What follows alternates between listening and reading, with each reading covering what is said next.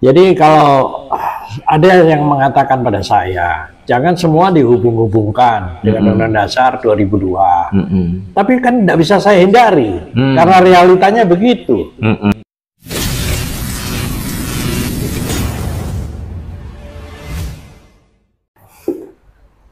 Assalamualaikum warahmatullahi wabarakatuh. Waalaikumsalam warahmatullahi wabarakatuh. Ya, apa kabar teman-teman? Bertemu lagi dengan saya di channel ini. Saat ini saya sedang bersama aktivis kebangsaan Bapak Dr. Zulkifli S. Eko Mei.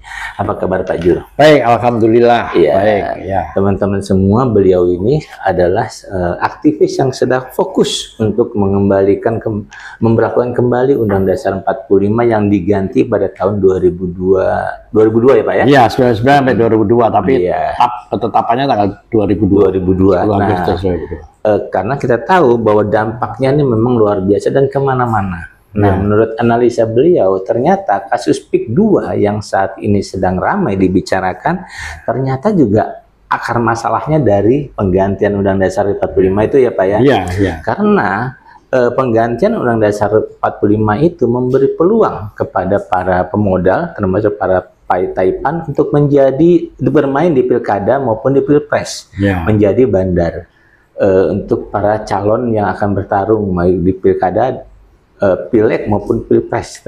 Nah, karena keberadaan mereka di dalam dunia politik itu, mereka menjadi pengendali ya Pak ya, dan jumlah mereka juga nggak terlalu banyak ya Pak ya, hanya ada beberapa yang kemudian kita sebut sebagai oligarki. Nah, oligarki inilah yang selama 10 tahun diyakini mengendalikan pemerintahan sebelumnya yang dipimpin oleh Pak Jokowi. Dan yang kita tahu bahwa pemberian yang kasus PIK 2 ini berawal dari pemberian status PSN oleh Pak Jokowi. Kenapa bisa diberikan seperti itu? Karena seperti pengakuan dari bos Agung Sedayo Group, Bapak Sugianto Kusuma atau Aguan, beliau sebelum mendapatkan status PIK untuk status PSN untuk proyek PIK-nya itu, beliau itu diminta berinvestasi di IKN. Dan ternyata menurut pengakuan beliau, di IKN itu nggak ada investor yang berminat. Nah, sehingga ada kecurigaan dari publik. Bahkan Bapak Rizal Fadila, seorang pemerhati politik dan kebangsaan, mengatakan bisa jadi pemberian PSN ini merupakan tukar guling dari investasinya Aguan di IKN, karena IKN nggak ada investornya, kemudian masuk Aguan, karena di sana pasti rugi, maka biar nggak rugi diberikanlah status PSN untuk PIK 2. Dan kita tahu dampaknya luar biasa, penggusuran terhadap masyarakat ya. Nah, kita akan bicara sama Pak Jul bahwa dari kacamata Undang-Undang Dasar 2002 ya Pak ya. Kita mau tahu sejauh mana sih kerusakan parahnya pada kasus ini. Silakan Pak Jul. Jadi kalau ada yang mengatakan pada saya, jangan semua dihubung-hubungkan dengan Undang-Undang Dasar 2002. Tapi kan tidak bisa saya hindari, karena realitanya begitu. Ya kan? Bedanya Undang-Undang Dasar 18 Agustus 1945 dengan Undang-Undang Dasar 10 Agustus 2002 adalah salah satu produknya adalah pilihan presiden langsung dan pilihan kepala daerah langsung. Dan biaya, selain biaya penyelenggaraan, juga ada biaya buat para kandidat yang jumlahnya tidak kecil. Betul. Nah, dari mana para calon itu membiayai dirinya kalau tidak ada bandar di belakangnya? Betul. Nah, terus tidak ada kan di dalam dunia seperti kita ini, apalagi di dunia usaha, no freelance katanya. Tidak ada makan siang gratis. Betul. Tidak ada. Ini pasti berkait. Gitu. Makanya dibandarilah pilpres itu atau calon presiden, calon gubernur, calon bupati dibayari. Tapi komitmennya apa? Ya kebijakannya yang dibeli. Begitu juga dengan PSN. Ya, Pak, ya? Kan gitu. Setiap undang-undang ada harganya. Gitu. Ini yang rusak ini kayak gitu. Rusak. Semua dihitung dengan uang. Terus buat rakyat apa? Gitu. Nggak ada rakyat diuntungkan. Paling diuntungkan waktu kampanye saja dengan sembako. Seneng rakyat pendidikannya rendah, hidup susah, dikasih Sembako ya sudah. Tanpa mikir dampaknya Pak ya. Tidak mikir dampaknya. Negara ini sudah bergeser posisinya dari negara berdasar Pancasila menjadi negara kapitalis. Betul. Penghisapan manusia terhadap manusia yang lain.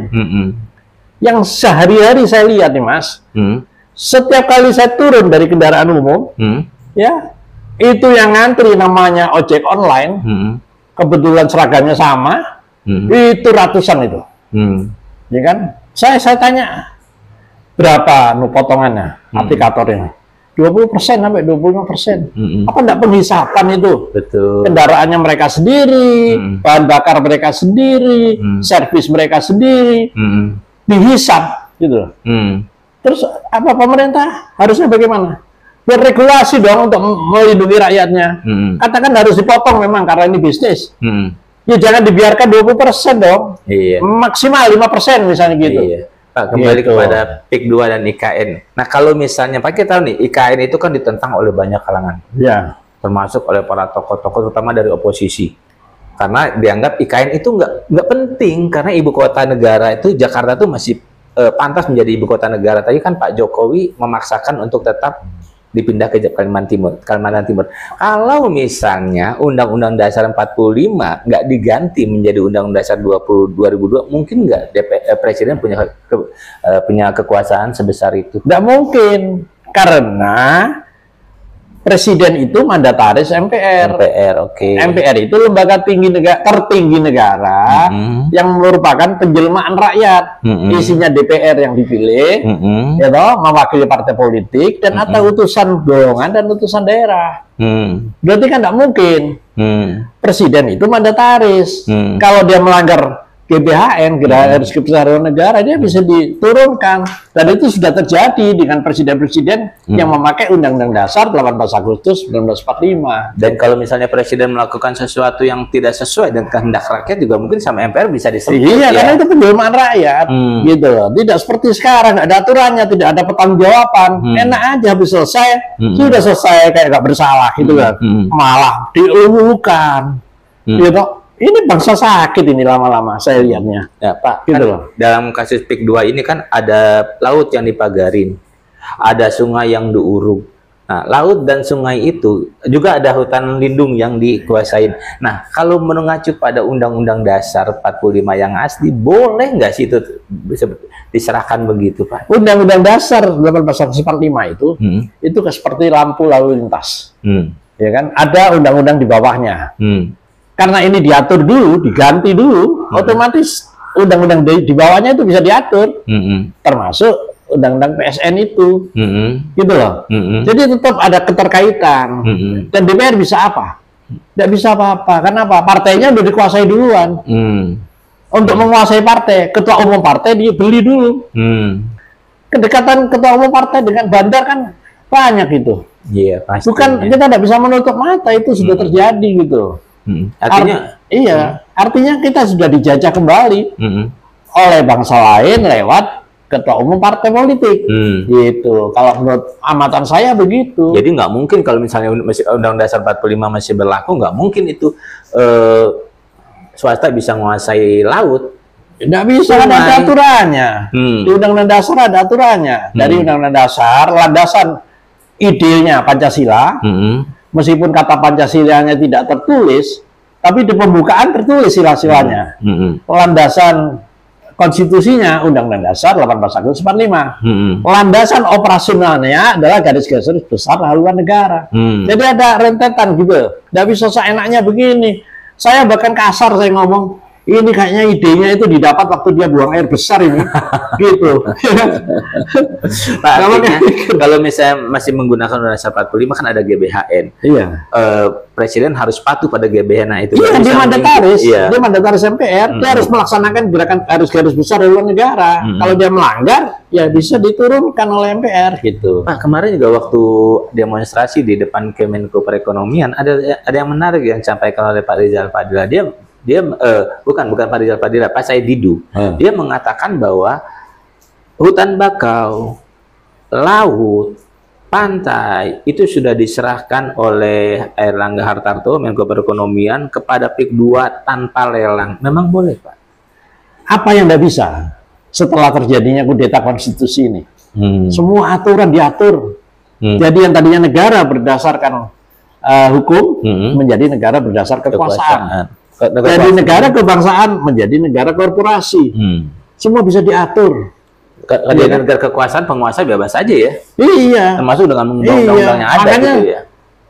DPD yang agak anomali nih, yang melawan terus, ya, karena dia independen, orang-orang merdeka juga di situ. Tidak terkait sama partai politik. Waktu yang dipimpin oleh Pak Lanyala ya. Iya. Terus? Iya kan, dia bisa menyuarakan kebenarannya. Dia keliling loh. 38 provinsi, 300 kabupaten kota. Dia tahu persis ada kemiskinan struktural di daerah-daerah.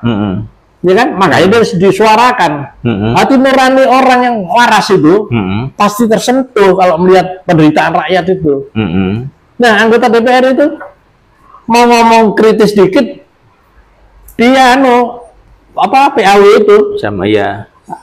Apa itu namanya? Penggantian antar waktu. Ditarik sama partainya. Kenapa ketua umum partainya dibandari? Ya kan? Kan gitu. Dan dalam soal PIK 2 pun kayaknya DPR nggak bersuara ya. Malah DPD sekarang mendukung kan? Ya itulah terjadi penggantian kan kemarin. Kita tenggarai ini, penggantiannya itu pakai duit juga. Orang-orang yang bisa dibeli. Nyatanya apa? Pimpinan DPD ini sekarang membela pengembang. Ya artinya Pak, setelah Undang Dasar 45 itu diganti, wakil rakyat itu hanya tinggal namanya doang. Iya, tinggal namanya doang. Tapi jangan khawatir, masih ada orang-orang di Dewan Perwakilan Daerah yang masih konsisten berjuang. Ya itu partner kita itu, partner kita yang di luar parlemen itu partner kita. Kita harus menyuarakan kebenaran. Kebenaran harus disuarakan, nggak bisa enggak. Ya Pak, kalau secara umum Bapak sendiri melihat PIK 2 itu PSN PIK 2 seperti apa kalau Bapak melihat secara umum? Tidak ada untungnya buat rakyat. Kenapa Pak? Yang beli siapa? Imigran kok yang beli. Yang saya sedih itu, bangsa kita mau jadi jongosnya gitu loh. Pejabat-pejabat dijadikan komisaris, dijadikan direksi, iya kan? Ikut mendukung pembebasan. Iya, ini kan kurang ajar ini. Saya yakin satu saat rakyat akan melawan terus ini, nggak bisa dihentikan ini. Pak, banyak yang khawatir bahwa PIK 2 ini bisa jadi trigger untuk perlawanan. Sudah kok, sudah terjadi perlawanan. Ya toh, meskipun tidak besar, tapi ini hati-hati loh. Ini tanda-tanda loh. Jangan dibiarkan ini, gitu. Tanda-tanda ini. Dan aparat memihak ke siapa? Kan gitu. Kadang-kadang aparat lupa bahwa mereka digaji oleh uang rakyat. Bela rakyat dong. Apa sih yang didapat? Makan juga 3 kali sehari, ya toh? Pengen apa sih? Dan ini kurang ajar loh. Mereka itu, saya itu pernah makan sama seorang pejabat teman saya, kebetulan teman sekolah, ya kan? Untuk makan itu ada yang bayarin. Kan kita sudah punya harga diri. Kalau pengen makan aja gitu loh, ya toh? Kaget saya, tapi pikir dia yang bayar. Ternyata di ujung sana itu ada yang bagian bayar, dan itu pasti bandar-bandar itu toh. Nah, harapan Bapak nih untuk PIK 2 apa Pak? Kan banyak nih masyarakat yang menjadi korban. Gini loh, ya kita nggak mungkin berharap rakyat kita itu berontak. Rakyat kita itu tidak berontak, kecuali kalau sudah harga dirinya. Gitu. Kalau urusan perut terganggu pasti, dan itu bisa jadi amuk. Amuk itu bahaya buat kita, bahaya itu kalau sampai terjadi, ya toh, sampai gitu kan bahaya gitu. Ya kan, kalau itu kan mesti harus dikendalikan, harus dipimpin. Nggak bisa nggak bisa dibiarkan, gitu, ya, gitu. Oke. Nah Pak, kan sekarang ini masyarakat sangat berharap kepada Pak Prabowo Subianto sebagai presiden, karena beliaulah yang dianggap, karena dulu pemberian PSN-nya kan oleh presiden, waktu itu Presiden Jokowi, sekarang presidennya Pak Prabowo. Sekarang mereka berharap Pak Prabowo mencabut PSN itu, dan kebetulan juga nih Pak Prabowo kan katanya juga ingin kembali ke Undang-Undang Dasar 45. Harapan Bapak apa terhadap Pak Prabowo? Semua orang pasti punya harapan. Ya. Saya tidak pernah diajarkan untuk pesimis. Semua punya harapan. Nah, saya berharap presiden juga membela rakyatnya. Ya kan? Katakan ini umur manusia berapa sih? Iya. Ya kan? Aja 60. Iya, itu saat-saat terakhir kita masih husnul khotimah, kan gitu. Saat-saat terakhir kita masih berbakti buat rakyat, bangsa dan negara. Ini momentum. Nunggu apa lagi? Pak, Bapak kan seorang aktivis nih, pasti senang mengkritisi, senang melihat, senang mempelajari. Kalau Bapak melihat sosok Pak Prabowo kayak apa sih? Di kacamata Bapak ya?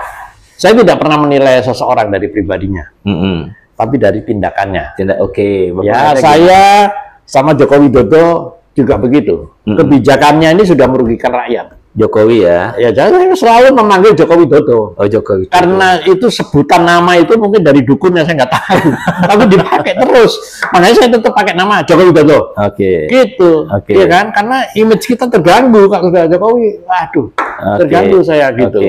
Kalau Prabowo, sejauh ini gimana? Saya kan masih memberi harapan lah. Saya masih berharap lah, gitu ya. Masih ada waktu. Tapi kan kita juga punya batas waktu. Gitu. Nggak usah mengendalikan di luar pemerintahan. Di dalam pemerintahan, kalau dia pidato tentang anti korupsi, selesaikan dulu ini koruptor-koruptor yang ada di kabinet. Apa yang menjadi berat apa? Orang jelas kok sudah dipanggil oleh lembaga anti rasuah, gitu. Gampang datanya. Kalau presiden punya kewenangan. Mana datanya itu? Ini mana menteri saya ini kira-kira terlibat nggak? Apa susahnya? Kalau dulu Presiden Joko Widodo bisa mengintervensi ketua KPK seperti ketua KPK Agus Raharjo ngomong, dipanggil, dimarah-marahi untuk masalah EKTP waktu itu. Sekarang saatnya berbalik dong. Presiden mengintervensi, tapi untuk kebaikan. Iya, kan gitu. Iya, bagaimana bisa menciptakan the good governance ya? Kalau menterinya aja banyak yang diduga terlibat korupsi ya. Iya. Saya nggak percaya dengan sandera-sanderaan itu. Itu kan periode yang lalu.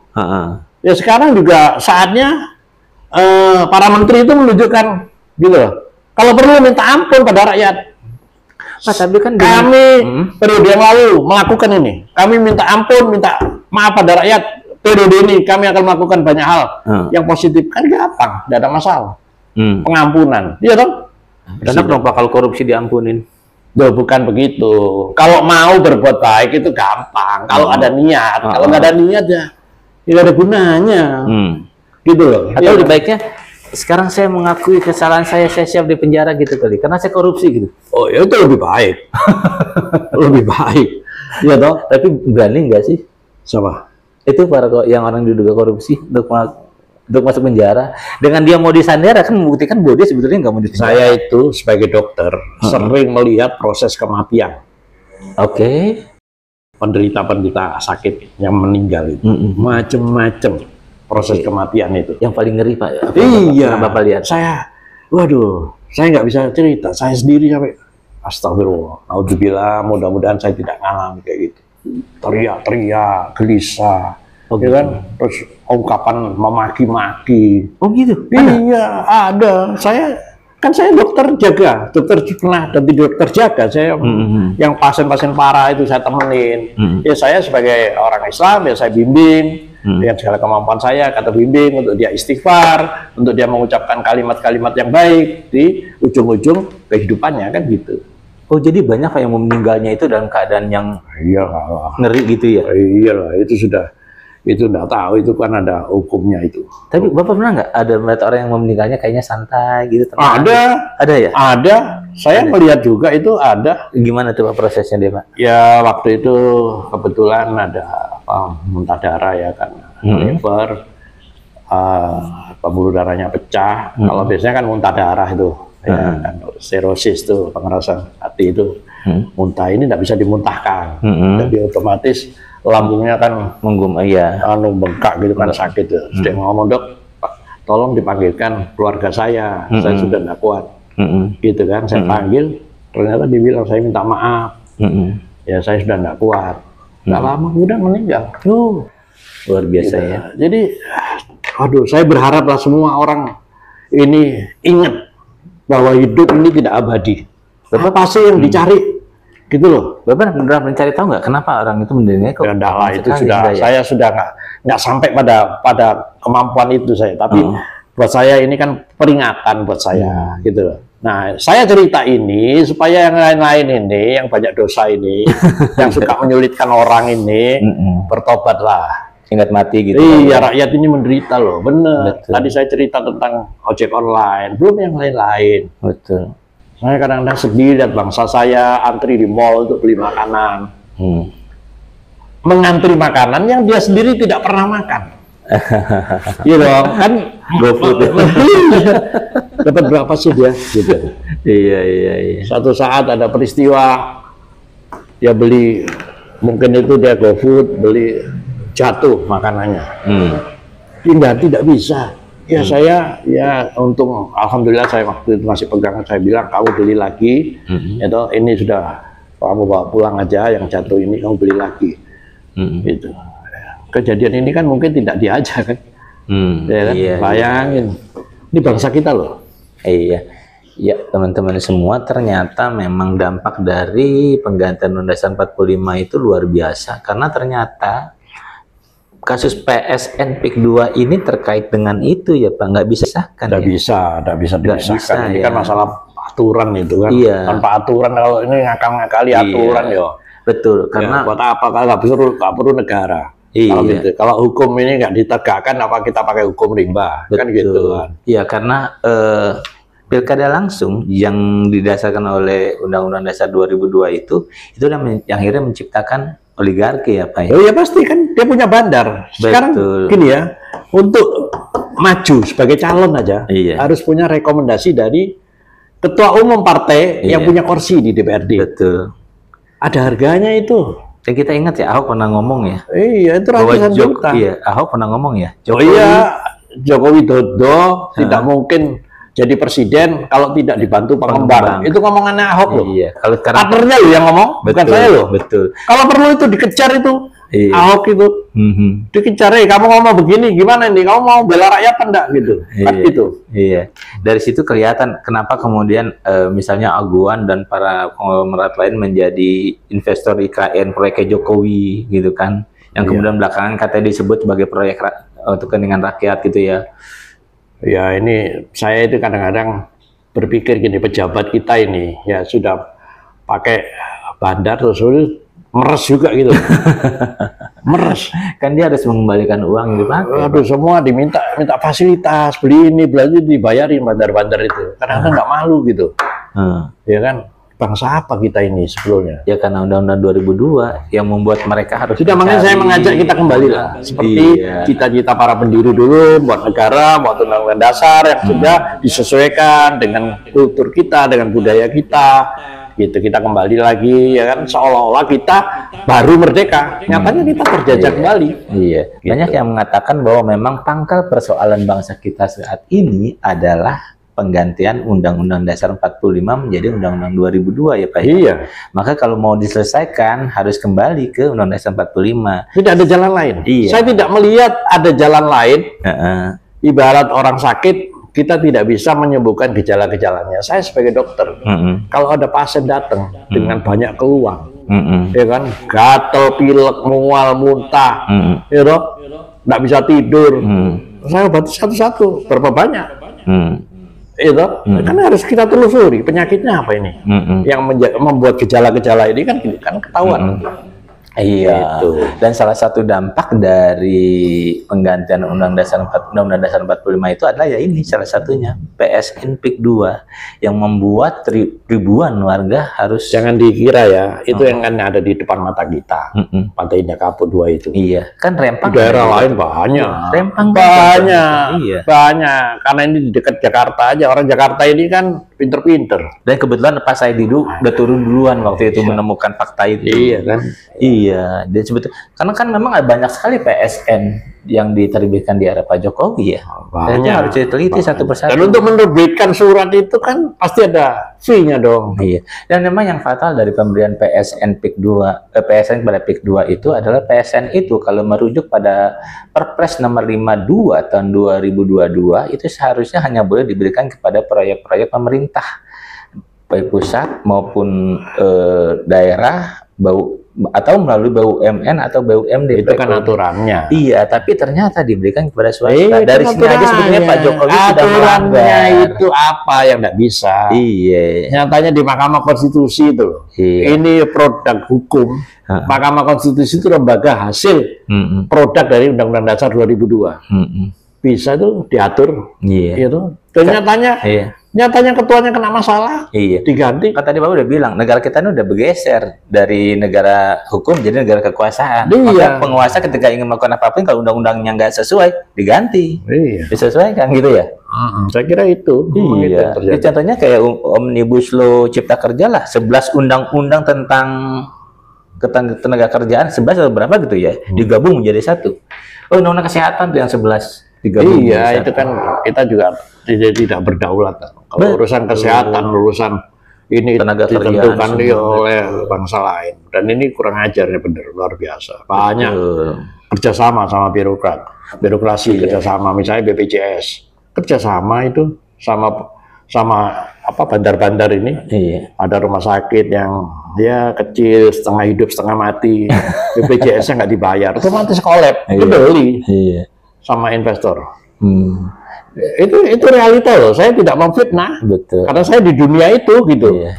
Dan mudah-mudahan ya Pak, orang-orang yang mengganti Undang-Undang Dasar 45 dan yang menikmati, yang melindungi dan yang menjaga itu nanti meninggalnya nggak teriak-teriak ya Pak. Ya, itu di luar ekspektasi saya. Tapi saya cuma mau cerita bahwa saya cuma menakut-nakuti, janganlah kalian itu kayak begitu, ingat mati gitu loh maksud saya. Mungkin mereka merasa nggak akan mati kali Pak. Ya mungkin juga. Semua bisa dibeli, barangkali mereka punya keyakinan malaikat saya beli supaya saya mati ya diundur bisa. Nanti malaikatnya disogok. Ini saya kasih 1 miliar.